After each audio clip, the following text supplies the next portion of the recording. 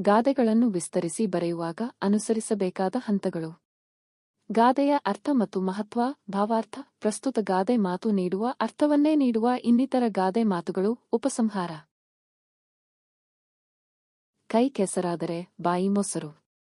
ಗಾದೆಯ ಅರ್ಥ ಮತ್ತು ಮಹತ್ವ. ಗಾದೆ ಮಾತುಗಳ ವಿಸ್ತರಣೆ. ಗಾದೆಗಳು ವೇದಗಳಿಗೆ ಸಮ. ಗಾದೆ ಎಂಬ ಶಬ್ದವು ಗಾಥ, ಗಾಥೆ, ಗಾದೆ ಎಂದು ಪರಿವರ್ತನೆಯಾಗಿ ಬಂದಿದೆ. ಗಾದೆಗಳು ಹಿರಿಯರ ಜೀವನದ ಅನುಭವದ ಮಾತುಗಳಾಗಿವೆ. ಇವು ಸರ್ವಕಾಲಿಕ ಸತ್ಯವಾಣಿಗಳಾಗಿವೆ. ಗಾದೆಗಳು ಚಿಕ್ಕದಾಗಿದ್ದರೂ ಸಹ ಅವು ಹೊಂದಿರುವ ಅರ್ಥ ಅಪಾರವಾಗಿರುತ್ತದೆ. ಇಂತಹ ಗಾದೆಗಳಲ್ಲಿ ಪ್ರಸ್ತುತ ಗಾದೆಯೂ ಸಹ ಒಂದಾಗಿದೆ.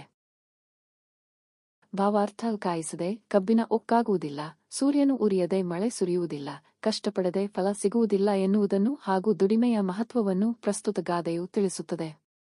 ರೈತನು ಹೊಲವನ್ನು ಉಳುಮೆ ಮಾಡಿ ಬೀಜವನ್ನು ಬಿತ್ತಿ ಕೆಲಸ ಮಾಡಿದರೆ ಮಾತ್ರ ಬೆಳೆ ಸಿಗುತ್ತದೆ. ಎಲ್ಲಿ ಕೈ ಕೆಸರಾಗುತ್ತದೆಯೋ ಎಂದು ದುಡಿಯದೇ ಇದ್ದರೆ ಅನ್ನ ಸಿಗುವುದಿಲ್ಲ. ಇಲ್ಲಿ ಮೊಸರು ಹಾಗೂ ಕೆಸರು ಪ್ರಾಸಪದಗಳಾಗಿದ್ದು, ಕೆಸರು ದುಡಿಮೆಯ ಸಂಕೇತವಾದರೆ ಮೊಸರು ಪ್ರತಿಫಲದ ಸಂಕೇತವಾಗಿದೆ. ಪ್ರಸ್ತುತ ಗಾದೆ ಮಾತು ನೀಡುವ ಅರ್ಥವನ್ನೇ ನೀಡುವ ಇನ್ನಿತರ ಗಾದೆ ಮಾತುಗಳು. ಇದರಂತೆ ಕಾಯಕವೇ ಕೈಲಾಸ, ಆಳಾಗಿ ದುಡಿ, ಅರಸನಾಗಿ ಉಣ್ಣು ಎಂಬಂತಹ ಹಲವು ಗಾದೆಗಳು ಬಳಕೆಯಲ್ಲಿವೆ. ಉಪಸಂಹಾರ.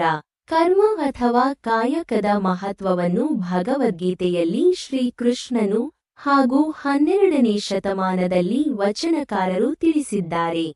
ನಾವು ಮಾಡುವ ಕಾಯಕದಲ್ಲಿ ಶ್ರದ್ಧೆ, ಪ್ರಾಮಾಣಿಕತೆ ಇದ್ದಾಗ ನಮ್ಮ ಬಾಯಿ ಖಂಡಿತವಾಗಿಯೂ ಮೊಸರಾಗುತ್ತದೆ, ಬಹಳ ಸುಖಮಯವಾಗಿರುತ್ತದೆ ಎಂದು ಈ ಗಾದೆಗೆ ತಿಳಿಸುತ್ತದೆ.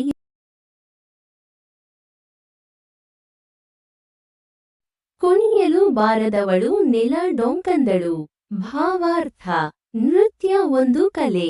ಭರತನಾಟ್ಯದಿಂದ ಶಿವಾರ್ಚನೆಯನ್ನು ಮಾಡುವುದು ದೇವಾಲಯಗಳಲ್ಲಿ ಒಂದು ಪರಂಪರೆಯಾಗಿ ಬಂದಿತ್ತು. ಇಂತಹ ಕುಣಿತಕ್ಕೆ ತನ್ನದೇ ಆದ ಸ್ಥಾನಮಾನವಿದೆ.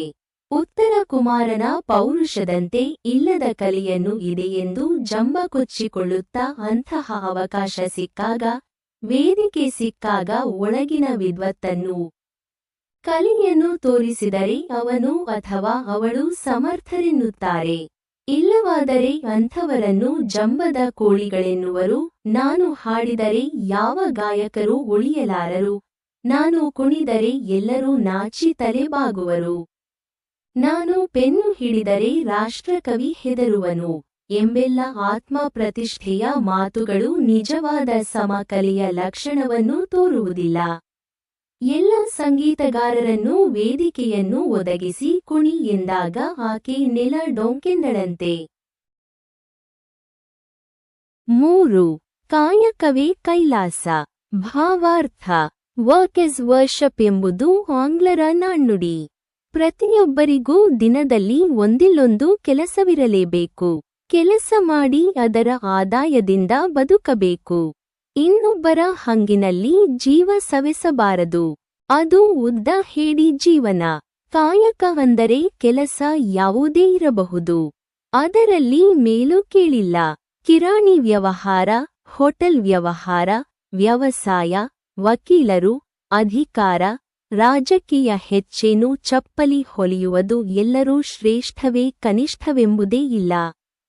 ಸಮಾನತ್ವದ ಸಮಾಜ ನಿರ್ಮಾಣಕ್ಕೆ ಶರಣರು ನೀಡಿದಂತಹ ಬಹುದೊಡ್ಡ ಕೊಡುಗೆ ಎಂದರೆ ಈ ಕಾಯಕ. ಕಾಯಕದಲ್ಲಿ ನಿರತನಾದೊಡೆ ಗುರು ಬಂದರೂ ಮರೆಯಬೇಕು, ಲಿಂಗಯ್ಯನ ಹಂಗು ಹರಿಯಬೇಕು ಎಂದು ಬಸವಾದಿ ಪ್ರಮಥರು ದುಡಿದು ಕಾಯಕ ಮಾಡಿ ದಾಸೋಹ ಮಾಡಿ ಬದುಕಿದರು, ಬಾಳು ಬೆಳಗಿದರು. ಪೂಜೆಯ ನೆಪದಲ್ಲಿ ವಿಭೂತಿ ಬಳಿದುಕೊಂಡು ಸೋಮಾರಿಗಳಾಗಿ ಕೂಡಲಿಲ್ಲ, ಕಾಯಕದಲ್ಲಿ ಕ್ರಾಂತಿಯನ್ನೇ ಮಾಡಿದರು.